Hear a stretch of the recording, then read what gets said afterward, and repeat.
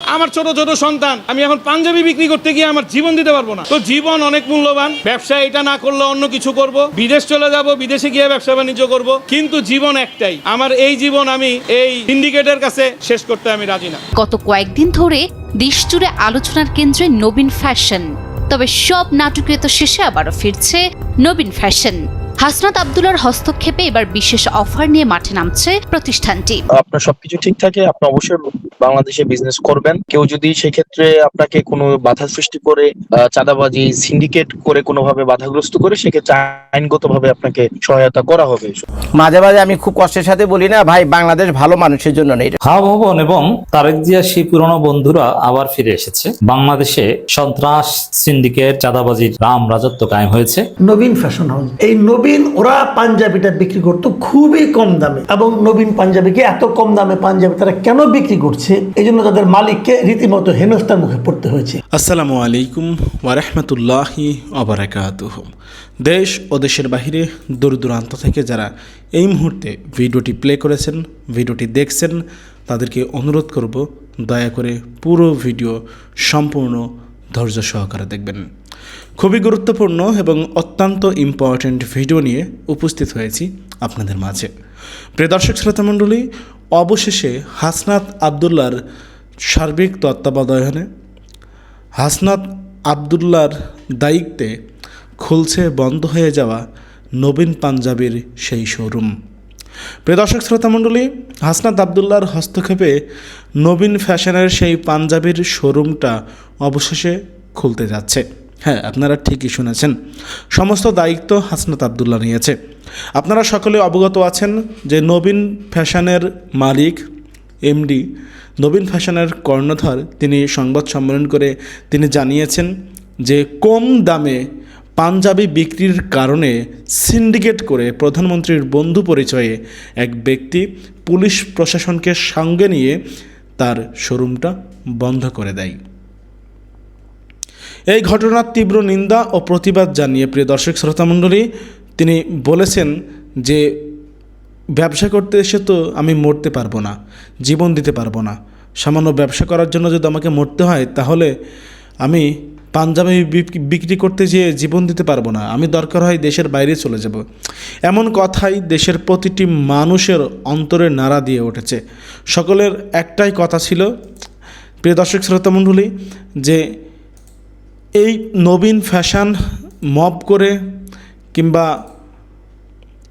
এখানে সিন্ডিকেট করে যারা বন্ধ করার চেষ্টা করেছিল, তাদেরকে অতি দ্রুত আইনের আওতায় এনে কঠোর শাস্তি প্রদান করতে হবে, সে যেই হোক না কেন। প্রিয় দর্শক শ্রোতামণ্ডলী, আপনারা কি মনে করেন সেটি অবশ্যই কমেন্ট করে জানাবেন। চলুন কথা না বাড়িয়ে আমরা দেখে আসি কি ঘটেছিল, কেন কি কারণে নবীন ফ্যাশন নিয়ে এত আলোচনা সমালোচনা, সংবাদ সম্মেলন করে কি বলেছিল নবীন ফ্যাশনের কর্ণধার মালিক, এবং হাসনাত আব্দুল্লাহ কেন দায়িত্ব নিল, কি কারণে হাসনাত আব্দুল্লাহর হস্তক্ষেপের পরে নবীন ফ্যাশন কি সুখবর পেল, সেটা আমরা দেখব। আশা করি সঙ্গে থাকবেন পুরো ভিডিওটি জুড়ে আপনারা আমাদের। ব্যবসায়িক সিন্ডিকেটের রক্তচক্ষু, দোকান বন্ধ আর দেশ ছাড়ার ঘোষণা, সব মিলিয়ে গত কয়েকদিন ধরে দেশজুড়ে আলোচনার কেন্দ্রে নবীন ফ্যাশন। তবে সব নাটকীয়তা শেষে আবারও ফিরছে নবীন ফ্যাশন। হাসনাত আব্দুল্লাহর হস্তক্ষেপে এবার বিশেষ অফার নিয়ে মাঠে নামছে প্রতিষ্ঠানটি। তাছাড়াও রাজধানীর মগবাজারে নবীন ফ্যাশনের পাঞ্জাবির শোরুম জোরপূর্বক বন্ধ করে দেওয়ার ঘটনায় পুলিশের নীরব ভূমিকার কারণে হাতিরঝিল থানার ওসিকে শোকজ করা হয়েছে। রাজধানীর মগবাজারের বিশাল সেন্টারে নবীন ফ্যাশনের শোরুমটি জোরপূর্বক বন্ধ করে দেওয়ার ঘটনায় দেশ জুড়ে বইছে আলোচনার ঝড়। এর মধ্যে হুমকিতে দেশ ছেড়েছে নবীন ফ্যাশনের এমডি। তবে এই ঘটনায় এবার দোকান বন্ধের সময় পুলিশের নীরব ভূমিকা নিয়ে কড়া অবস্থান নিয়েছে আদালত। এরই মধ্যে হাতিরঝিল থানার ওসি গোলাম মর্তুজাকে শোকজ করা হয়েছে। আগামী 3 দিনের মধ্যে তাকে সশরীরে আদালতে হাজির হয়ে লিখিত ব্যাখ্যা দিতে হবে। শুধু তাই নয়, আগামী 24 ঘন্টার মধ্যে মগবাজারের শোরুমটি খুলে দেওয়ার জন্য পুলিশকে নির্দেশ দেওয়া হয়েছে এবং ঘটনার সাথে জড়িতদের পরিচয় শনাক্ত করে আদালতে জমা দেওয়ার আদেশ দেওয়া হয়েছে। ফৌজদারি কার্যবিধির 54 ধারা অনুযায়ী জাস্টিস অফ পিস হিসেবে সব প্রণোদিত হয়ে এসব আদেশ দিয়েছেন chief metropolitan magistrate Mohammad Mustafizur Rahman. এর আগে ঈদের ঠিক আগ মুহূর্তে ন্যায্য মূল্যে পাঞ্জাবি বিক্রি করায় মগবাজার শাখা জোরপূর্বক বন্ধ করে দেয় থমকে গিয়েছিল নবীন ফ্যাশনের ঈদ প্রস্তুতি। তবে সংসদ সদস্য হাসনাত আব্দুল্লাহর সরাসরি হস্তক্ষেপে কাটল নবীন ফ্যাশনের সংকট। 25শে মার্চ দুপুরে এক ফেসবুক পোস্টে এই স্বস্তির খবর নিশ্চিত করেছে প্রতিষ্ঠান কর্তৃপক্ষ। শুধু তাই নয়, ক্রেতাদের ঈদ আনন্দ বাড়িয়ে দিতে আসছে বিশাল অফার। আপনার সবকিছু ঠিক থাকে, আপনি অবশ্যই বাংলাদেশে বিজনেস করবেন। কেউ যদি সেক্ষেত্রে আপনাকে কোনো বাধা সৃষ্টি করে, চাঁদাবাজি, সিন্ডিকেট করে কোনোভাবে বাধাগ্রস্ত করে, সেক্ষেত্রে আইনগতভাবে আপনাকে সহায়তা করা হবে। হাসনাত আব্দুল্লাহর মধ্যস্থতায় নাকি নবীনের অন্যান্য সবগুলি শোরুম খুলে দেওয়া হয়েছে। হাসনাত আব্দুল্লাহ এমপি যিনি আছেন, ওনার হস্তক্ষেপে সবগুলি শোরুম খুলে দেওয়া হয়েছে।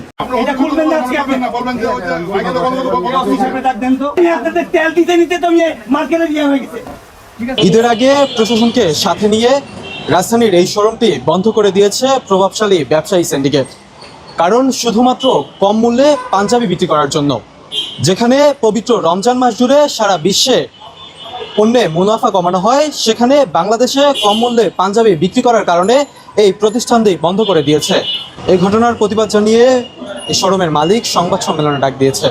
কি বলছেন তারা, চলুন শুনে আসা যাক। আমার ছোট ছোট সন্তান, আমি এখন পাঞ্জাবি বিক্রি করতে গিয়ে আমার জীবন দিতে পারবো না। তো জীবন অনেক মূল্যবান, ব্যবসা এটা না করলে অন্য কিছু করব, বিদেশ চলে যাব, বিদেশে গিয়ে ব্যবসা বাণিজ্য করব, কিন্তু জীবন একটাই। আমার এই জীবন আমি এই সিন্ডিকেটের কাছে শেষ করতে আমি রাজি না। পুলিশ একজন সম্ভবত এসআই, ওনাকে সাথে নিয়েই এসেছেন এবং উনি পুলিশ নিজেই দোকান বন্ধ করেছেন। এখানে মব সৃষ্টি করছে, পুলিশ বন্ধ করে দিছে। তো তারপরে যখন ওসি সাহেবের সাথে আমার টেলিফোনে কথা হয়েছে, ওসি সাহেব বলল যে আমরা দোকান বন্ধ করি নাই, দোকান খোলার পারমিশনও আমি আপনাকে দিতে পারছি না। এমন হয়েছে যে পলকের মতো ইন্টারনেট বন্ধ করি নাই, ইন্টারনেট বন্ধ হয়ে গেছে। এই কিংস এবং প্রিন্স সহ আরও এই মার্কেটে যারা যারা আছেন তারা সবাই অনেক ক্ষমতাবান। আমি আজকে এই মগবাজার মোড় দিয়ে আসতেই অনেক ভয় পাইছি যে আমাদের শহীদ ওসমান হাদির মতো আমাকেও আবার কেউ গুলি করে ফেলে। আমি সত্যি অনেক ভয় পাইছি। আমি গ্লাসের পর্দাটা টান দিয়ে তারপরে আমি আসছি। এত ভয় নিয়ে আমি ব্যবসা কেন করতে যাবো এই দেশে? আমি একজন প্রবাসী, বাংলাদেশে করোনাকালীন সময়ে এসে ব্যবসার হাল ধরেছি। আমার বাবা ইন্তেকালের পর আমার ইলেকট্রনিক্স আইটেমের ব্যবসা ছিল, সেগুলো সব কিছুই করে আমি চিন্তা করেছি যে পুরুষ মানুষ সবসময় নির্যাতিত, নিপীড়িত এবং অবহেলিত। পুরুষের ঈদটাকে যেন সুন্দর করা যায়, সেই উদ্দেশ্যেই আমরা 330 টাকায় পাঞ্জাবি দিয়েছি। এবার আমরা 2টা কিনলে 4টা ফ্রি অফার দিয়ে এই ভাবটা প্রকাশ করতে চেয়েছি। একজন মানুষ 2টা কিনবে, 4টা ফ্রি পাবে, 6টা পাঞ্জাবি সে একা পরবে না। সেই পাঞ্জাবিটা তার বাবাকে দিবে, তার চাচাকে দিবে, তার মামাকে দিবে, তার খালুকে দিবে, ফুপাকে দিবে। তাদের সাথে যদি সম্পর্কে কোনো প্রকার বেঘাত ঘটে থাকে তাহলে তাদের এই সম্পর্কটা ঠিক হয়ে যাবে। এই চিন্তা ভাবনা থেকে অফার দেওয়ার পর যদি এই সিন্ডিকেট ব্যবসায়ীরা আমাদের উপরে আক্রমণ করে এবং পুলিশ সদস্যরা যদি তাদেরকে সহযোগিতা করে আমাদের গরিব দুঃখী অসহায়দের চালানোর মতো এই প্রতিষ্ঠান বন্ধ করে দেয় এবং সামনে পুলিশ পাহারা দেয় এবং গ্রাহকদেরকে বলতে থাকে যে এই প্রতিষ্ঠানের চেয়ে ভালো অন্য মার্কেটে পাওয়া যায়, ওইখানে যান, কাস্টমারদেরকে ধাক্কা দিয়ে বের করে দিবে, এইরকম পজিশন যদি হয় তাহলে আমরা ব্যবসা বন্ধ করে দেব। আজকে আপনাদের মাধ্যমে আমি সরকারকে জানাতে চাই, আমরা অনেক বাধা উপেক্ষা করে ব্যবসা পরিচালনা করে আসছি। আমাদেরকে সহযোগিতা সরকার করবে এই প্রত্যাশা আমরা সবসময় করি, কিন্তু কখনোই আমাদের মতন ব্যবসায়ীরা সরকারের কাছ থেকে কোনো সহযোগিতা পায় না।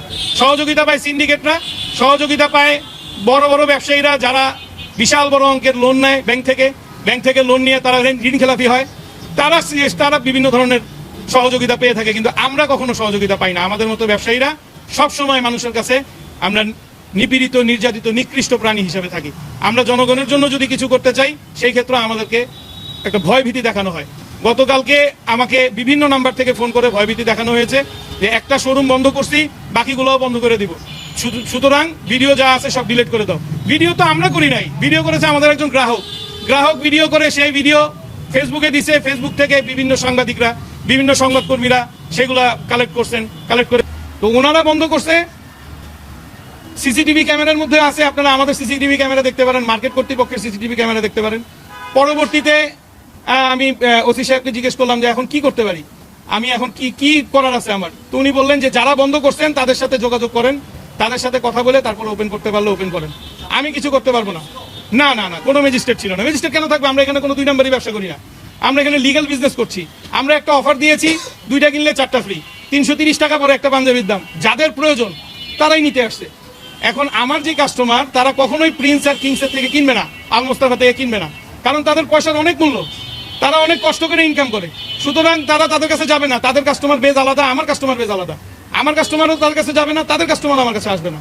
তো তারপরেও তারা একটা আক্রমণাত্মক পরিবেশ তৈরি করে পুরো মার্কেটের, তাদের স্টাফ সহ, তারা প্রত্যেকটা ব্যবসায়ী সহ, আরো কিছু বাইরের লোকজন সহ তারা আসছে। এবং আমরা সবসময় একটা আতঙ্কে থাকি। এখানে যারা আছেন তারা আমাদের প্রাইম মিনিস্টারের বন্ধু এরকম পরিচয় দেন। প্রাইম মিনিস্টার তাদের কাছ থেকে কেনাকাটা করে দামি দামি কাপড় চোপড় কিনে। আমরা এই পর্যন্ত প্রাইম মিনিস্টারকে এত দামি কাপড় পরতে দেখি নাই। আমরা প্রাইম মিনিস্টারকে দেখছি সাধারণ মানুষের মতো সাদা একটা শার্ট, কালো একটা প্যান্ট পরে। আপনারা তো তাই দেখেছেন। তো আমরা সবাই এইটাই দেখি। 17 বছর তার যে লাইফ দেখেছি একটা সাদা শার্ট, একটা প্যান্ট পরা, একটা স্কাই ব্লু কালারের একটা শার্ট, একটা প্যান্ট পরা। সেটা এত দামের না, লাখ লাখ টাকা দামের জুতাও সে পরে না। তো যেই মানুষ একটা সাধারণ সার্জনকে ডাক দিয়ে ঈদের জন্য সে কোলাকুলি করতে পারে, সেই মানুষ এত ডন লেভেলের লোকজন তার বন্ধু থাকবে, আমি এটা বিশ্বাস করি না। সম্ভবত প্রাইম মিনিস্টার জনাব তারেক রহমান সাহেবের নাম ভাঙিয়ে তারা খাচ্ছে। আইনি পদক্ষেপ গ্রহণ করব কিভাবে, যেখানে পুলিশ আমাকে বলতেছে ফোনে যে আপনার ব্যাপারে আধা ঘন্টা আমি যাচাই বাছাই করছি, আধা ঘন্টা আপনার ব্যাপারে সব ইনফরমেশন গ্যাদার করে আপনাকে আমি ফোন দিছি।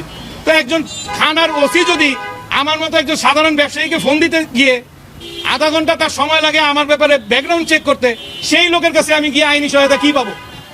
সেই লোকের কাছে তো আমি সহায়তা পাবো না। আর যেখানে আমার এক বন্ধু, আমার এক পরিচিত, সে আমাকে বলল যে যদি এই প্রিন্স আর কিংসের মালিকের বিরুদ্ধে তুমি সাধারণ একটা জিডিও করতে পারো, আমি হাতে চুরি করবো। সে অনেক বড় নেতা, বিএনপির নেতা। তো এত কিছু শোনার পরে আমরা তো ভাই ব্যবসা বাণিজ্য করি, আমরা ডাল ভাত খেয়ে বাইচা থাকি, আমরা তো রাজনীতি করি নাই। আজকে মনে হচ্ছে যে রাজনীতি না করাটা মনে হয় ভুল হয়েছে। সুতরাং আপনারা আমাদের ব্যাপারে একটু দোয়া করেন।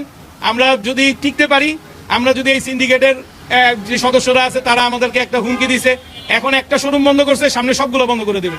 আমি এই প্রতিবন্ধী কর্মচারীদেরকে নিয়ে, কেউ বোবা, কারো কান নাই, কেউ কানে শুনে না, কারো হাত নাই, কারো হাত কাজ করে না, কেউ বিভিন্ন এই মাদকাসক্ত যে ইগুলা থাকে, সেখান থেকে আমরা তাদেরকে নিয়ে আইসা ভালো করার উদ্দেশ্যে কাজ দিছি, তারা কাজ করতেছে। তাদেরকে নিয়ে আমি একটু চিন্তিত, কিন্তু তার মানে এই নয় যে তাদেরকে না খাওয়ায় রাখতে পারবো বা আল্লাহ পাক তাদেরকে না খাওয়ায় রাখবে। অবশ্যই আমরা কোনো না কোনো কিছু করে খাবো, এবং আমি হয়তো আবার প্রবাস জীবনে ফিরে যাব, এবং বাংলাদেশে হয়তো আর ব্যবসা আমার করা হবে না। আর এই সিন্ডিকেটই জয়ী হয়ে যাবে, আমি ফেল হয়ে যাব। কারণ যদি শহীদ ওসমান হাদির মতো কেউ একজন ঠাস করে একটা গুলি মারে, আপনারা হয়তো 2-4 দিন মনে রাখবেন শহীদ ওসমান হাদির মতো। এখন তো অনেকেই ভুলে গেছেন, আমরা তো এখনো ভুলতে পারিনি তাকে, কিন্তু অনেকেই ভুলে গেছেন। অনেকেই এখন এটাকে অন্যদিকে মুভ করে নিয়ে যাচ্ছেন। আমার ছোট ছোট সন্তান, আমি এখন পাঞ্জাবি বিক্রি করতে গিয়ে আমার জীবন দিতে পারবো না। আগের পরিস্থিতি একরকম ছিল, এখন সেই পরিস্থিতিটা ঘুরে গেছে। প্রকাশ্যে একজন ইনসাফ কায়েম করা ব্যক্তিকে গুলি করে হত্যা করার পর তার বিচার নিয়ে যে টালবাহানা চলতেছে, আমি তো একটা কীট পতঙ্গ।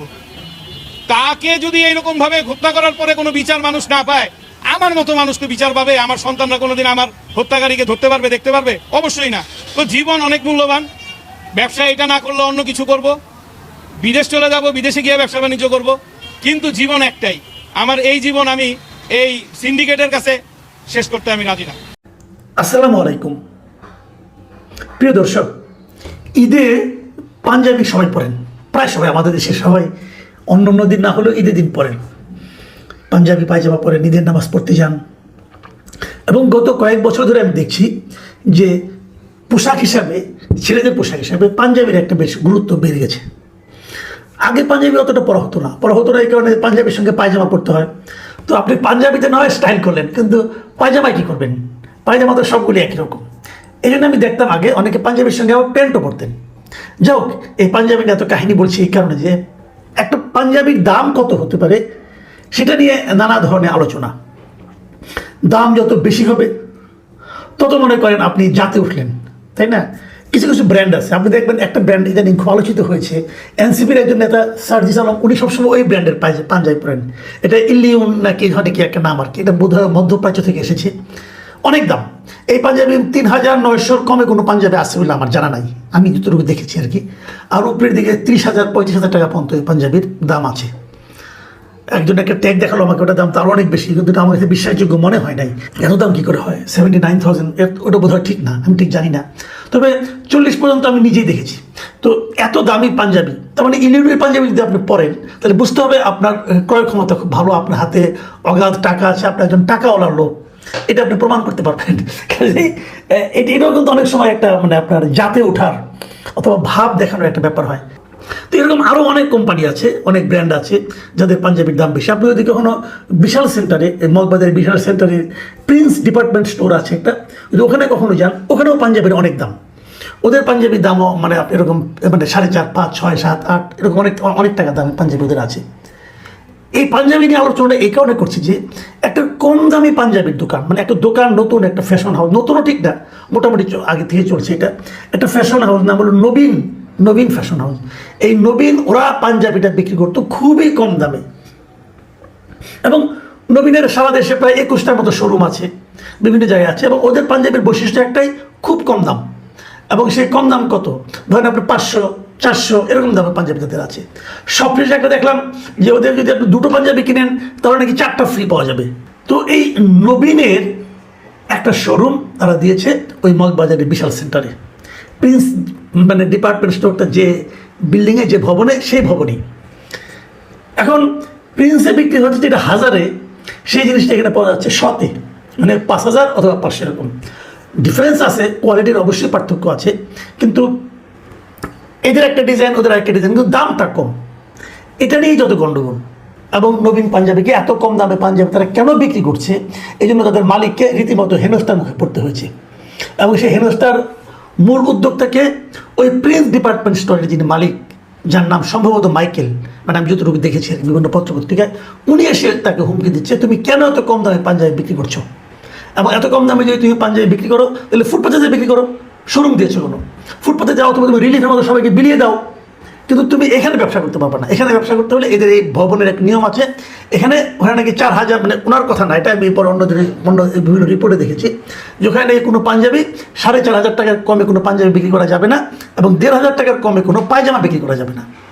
আর নবীনের পাঞ্জাবির দাম মাত্র 500 টাকা, তাও আবার 500 টাকাও না, তাও আবার ওটা একটা পাঞ্জাবি আছে দেখলাম কি আপনার এই 900 টাকার মতো দাম, যেটা নাকি 2টা কিনলে, মানে আপনি যদি 1800 টাকাতে কিনেন আর 4টা ফ্রি পাবেন, মানে একটা পাঞ্জাবির দাম দাঁড়াবে আপনার তখন 300 টাকা। আর এই দামে নবীন বিক্রি করে। নবীনের মালিক বলতেছে যে এই পাঞ্জাবি তৈরি করতে আমার খরচ হয় 250 টাকা, আর ধরেন একটা ব্যাগ দিলাম, ব্যাগের দাম আর 10 টাকা, তো 260 টাকা। তো আমার তো তারপরেও 50 টাকা প্রফিট থাকে। তো আমি 50 টাকা প্রফিট রাখলে আমার সমস্যাটা কি? আমার এত লাভ করতে হবে কেন? আমি লাভ কম করবো, বিক্রি করবো বেশি। ওনার কথা সহজ, উনি বলেন এটা আমি পারি এই কারণে আমার এখানে যারা কর্মী আছে, প্রায় 600 কর্মী আমার সঙ্গে কাজ করে, যার মধ্যে 105 জনই নারী।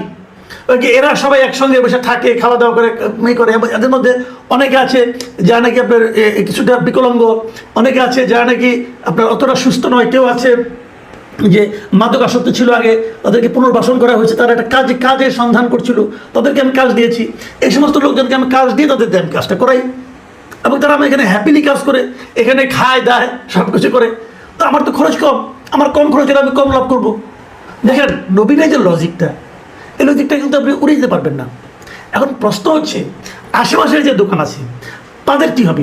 তারা যেটা বলতে চাচ্ছে যে আমি তো অনেক টাকা খরচ করে এখানে শোরুম নিয়েছি, আমার এখানে ইনভেস্টমেন্ট বেশি, আমার কাপড়ের কোয়ালিটি, এখন আপনার কাপড়ের কোয়ালিটি ভালো, সে ঠিক আছে মানলাম, কিন্তু ওই কোয়ালিটির দর্শক নিশ্চয়ই, আপনার গ্রাহক নিশ্চয়ই আপনার এখানে যাবে, তারা কিনবে। তো নবীনের এখানে বেশি ভিড়, এটা আপনার সহ্য হচ্ছে না কেন? আপনার গ্রাহক যদি নবীনে আসে তাহলে আপনি নবীনের পথে আসেন। এটা তো ওপেন মার্কেট ইকোনমি, আপনি তো আরেকজনকে বিক্রিতে বাধা দিতে পারেন না। এটা হলো লজিকের কথা, কিন্তু ওরা লজিক মানবেন কেন? কারণ ওরা পাওয়ারফুল লোক। হাতিরঝিল থানা পুলিশে ডেকে এনেছে, ওসি আসছেন, ওসি এসে প্রথম ওই প্রিন্সের দোকানে যে বসে তারপরে এসে ওনাকে হুমকি দিয়ে দোকান বন্ধ করে দেয়। পুলিশের উপস্থিতিতে ওনাকে হুমকি দেওয়া হয়েছে এবং দোকান বন্ধ করে দেওয়া হয়েছে। তাহলে কী দাঁড়ানো? পুলিশের ভূমিকাটা কী দাঁড়ানো? পুলিশের ভূমিকা হলো একজন লোক সৎভাবে ব্যবসা করছে, একজন লোক মানুষকে কম মূল্যে তাদের পছন্দ অনুযায়ী জিনিস সরবরাহ করছে, সেটাকে থামিয়ে দেওয়া। এটা কি পুলিশের কাজ বলেন? আর যে লোকটা বন্ধ করেন মিস্টার মাইকেল, উনি নাকি নিজেকে বলেছেন, পরিচয় দিয়েছেন নাকি শুনলাম, যে উনি নাকি প্রধানমন্ত্রীর খুব ঘনিষ্ঠ ব্যক্তি। উনি কি আসলে প্রধানমন্ত্রীর ঘনিষ্ঠ ব্যক্তি? আমার সন্দেহ আছে। আমার তো মনে হচ্ছে উনি প্রধানমন্ত্রীকে কয়েক দফা বিক্রি করে দিয়েছেন, এর মধ্যে আরও অনেক কাজে বিক্রি করেছেন, করে হয়তো সুবিধা করেছেন, অতএব এখানেও করেছেন। এবং আমার ধারণা পুলিশকে ডেকে এনে প্রথম উনি প্রধানমন্ত্রীর সঙ্গে ওনার সম্পর্ক সেটা বিস্তারিত বর্ণনা করে পুলিশকেও প্রভাবিত করেছেন। এবং সেই পুলিশ নাকি এই নবীনের যিনি মালিক, এনামুল হাসান নবীন, তাকে নাকি বলেছে যে উনি খুব পাওয়ারফুল লোক, ওনার অনেক দূর হাত, এখানে আমি কিছু বললে আমাকে এখান থেকে বদলি করে দেবে, অতএব আমি কিছু করতে পারবো না। এই যে এত আলাপ, এত কিছু, মোট ফলাফলটা কি?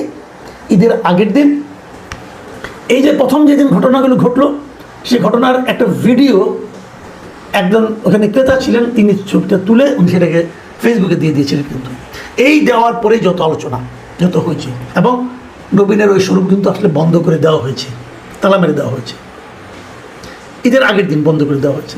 এবং নবীনের যিনি মালিক ওরা অভিমান করেছেন, রাগ করে উনি দেশ ছেড়েই চলে গেছেন 25 তারিখে, মানে ঈদের পরে উনি 25 তারিখে দেশ ত্যাগ করেছেন, দেশে উনি থাকবেন না। এর আগে উনি প্রেস কনফারেন্স করেছেন, প্রেস কনফারেন্স করে উনি বলেছেন যে এই দেশে আমি থাকতে চাই না, কারণ আমার অনেক 24 তারিখে উনি প্রেস কনফারেন্স করেছেন, করে বলেছেন যে বাংলাদেশের আইনের উপর, আইন ব্যবস্থার উপর আমার সংশয় আছে।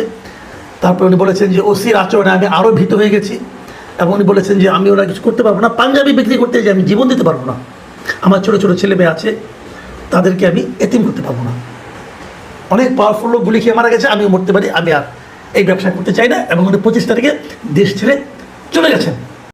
কিসমত ভালো ভাই, আমার কিসমত ভালো, কোনো মতে পালায়া ভাইগা যেমনি পারি, বুঝছেন, যেমনি পারি পালায়া হোক ভাইগা হোক, যেমনি পারি। প্রথম আমি লন্ডন আসছি, লন্ডন থেকে আমেরিকাতে চলে আসছি, নাহলে ভাই লাথি উষ্টার ভিতরে আমিও পড়ে যেতাম গা, এই লাথি উষ্টার ভিতরে আমি নিজেও পড়ে যেতাম গা।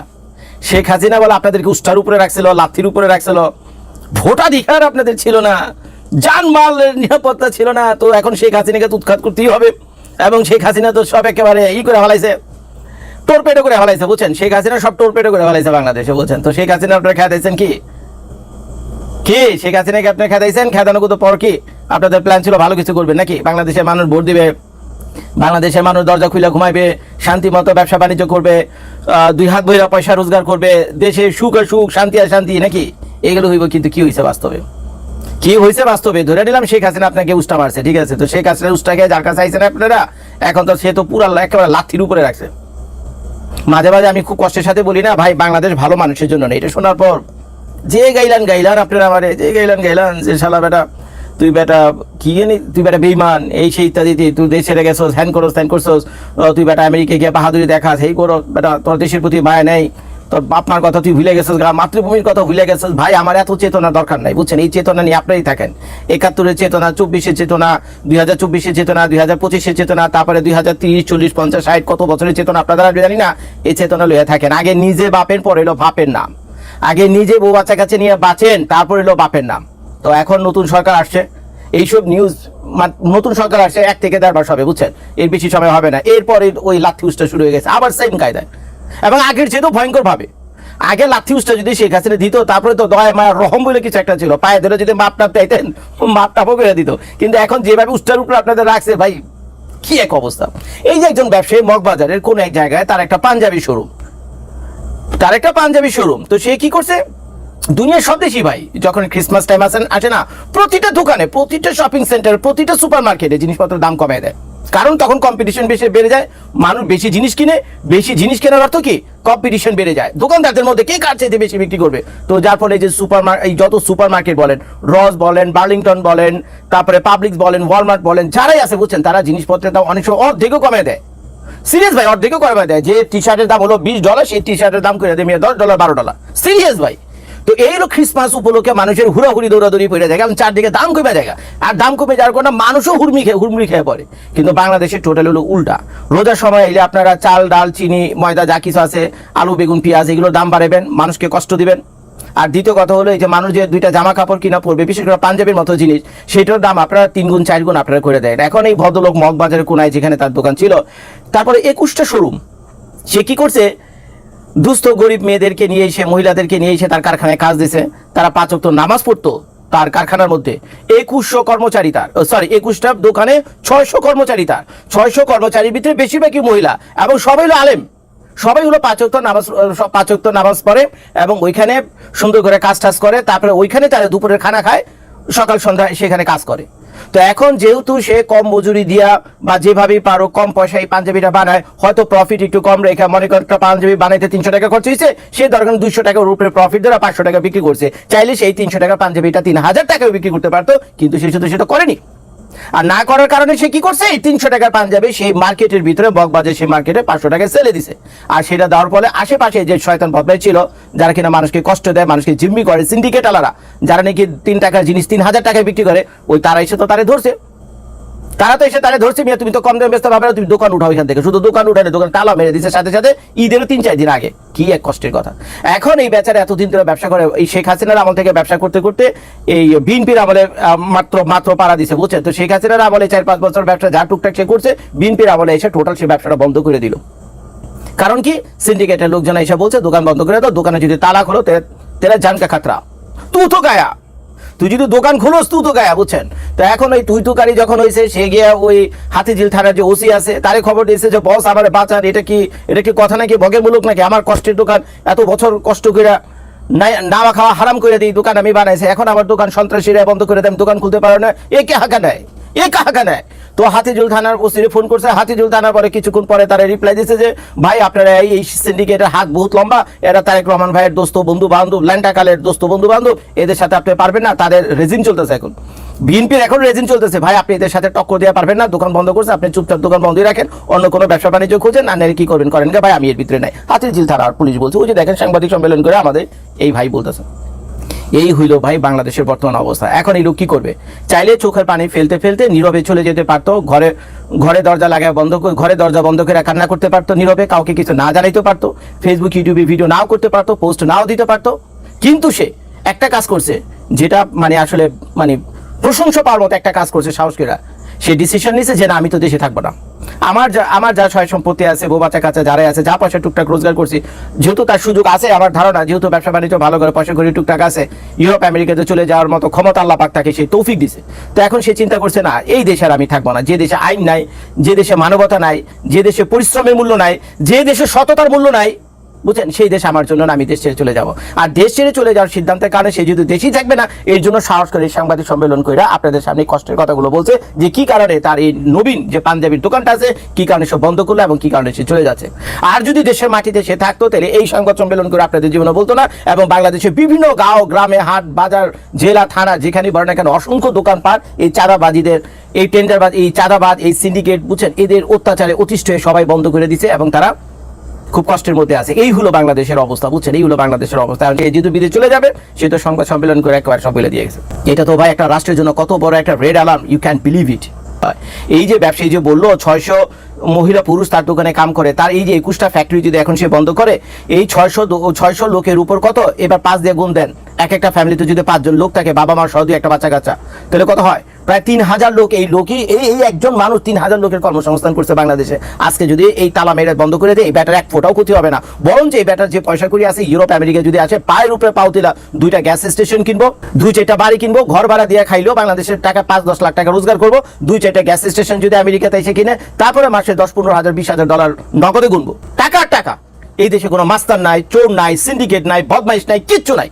প্রিয় দর্শক শ্রোতা মণ্ডলী, আপনারা দেখেছেন। এখন ব্যক্তিগত মতামত অবশ্যই কমেন্টে জানাবেন আপনারা কি বলতে চান। শীঘ্রই আকর্ষণীয় অফার নিয়ে নবীন ফ্যাশনের মগবাজার ব্যতীত অন্যান্য শাখা চালু রাখার ঘোষণা দিয়েছে প্রতিষ্ঠানটি ইতিমধ্যে। বুধবার দুপুরের দিকে সামাজিক মাধ্যমে ফেসবুক পোস্টে বিষয়টি নিশ্চিত করা হয়েছে। ফেসবুক পোস্টে বলা হয়, ঈদের আগের দিন মগবাজার শাখায় জোরপূর্বক বন্ধ করে দেওয়া হয় নবীন ফ্যাশনের শোরুম। এবারের ঈদ আনন্দ উৎসব কিন্তু চলবে 15 দিন ইনশাল্লাহ। হাসনাত আবদুল্লাহর এমপির উদ্যোগে মগবাজার শাখা ব্যতীত অন্যান্য শাখা চালুসহ আকর্ষণীয় অফার নিয়ে নবীন ফ্যাশন ব্যবস্থাপনা পরিচালক চায়না থেকে ফেসবুক লাইভের মাধ্যমে ঈদ উৎসব জানাবেন ইনশাল্লাহ। এর আগে মঙ্গলবার দেশজুড়ে আলোচনার মধ্যে ছিল নবীন ফ্যাশন পাঞ্জাবির মালিক এনামুল হাসান নবীনের দেশ ছাড়ার ঘোষণা। ফেসবুক পোস্টে এনামুল হাসান নবীন লেখেন, সিংহের মতো বাঁচতে চাই, কিন্তু সিন্ডিকেটের গুলিতে সন্তানদের এতিম করতে চাই না, তাই দেশ ছেড়ে চলে যাচ্ছি। পরিস্থিতি স্বাভাবিক হলে হয়তো একদিন দেশে ফিরে আসব ইনশাল্লাহ। মঙ্গলবার বিকালে রাজধানীর মগবাজারে সংবাদ সম্মেলন করেন নবীন ফ্যাশনের মালিক এনামুল হাসান নবীন। সেখানে দেশ ছাড়ার ঘোষণা দেন নবীন ফ্যাশনের মালিক। সংবাদ সম্মেলনে এনামুল হাসান নবীন বলেন, আমাদের লক্ষ্য গ্রাহকের কাছে ন্যায্য মূল্যে পণ্য বিক্রি করা। এর কারণে যদি আমাদের বাধার সম্মুখীন হতে হয়, তাহলে আমরা ব্যবসা বন্ধ করে দেব। আমি আবার প্রবাসে চলে যাব, প্রবাসে ফিরে যাব। আমার মনে হয় বাংলাদেশে ব্যবসা করা হবে না, কারণ এই মব সিন্ডিকেট যতদিন পর্যন্ত থাকবে ততদিন পর্যন্ত সৎ মানসিকতা নিয়ে কেউ ব্যবসা করতে পারবে না সৎভাবে।